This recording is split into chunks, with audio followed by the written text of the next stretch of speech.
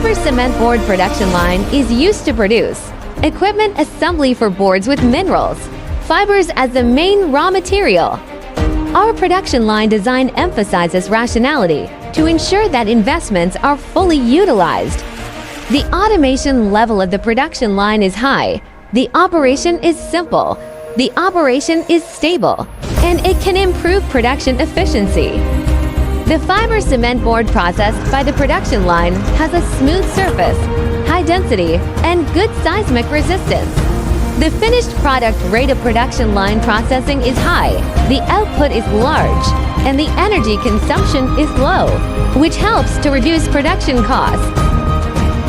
The production line can produce products of different specifications and materials according to user requirements, meeting diverse market demands.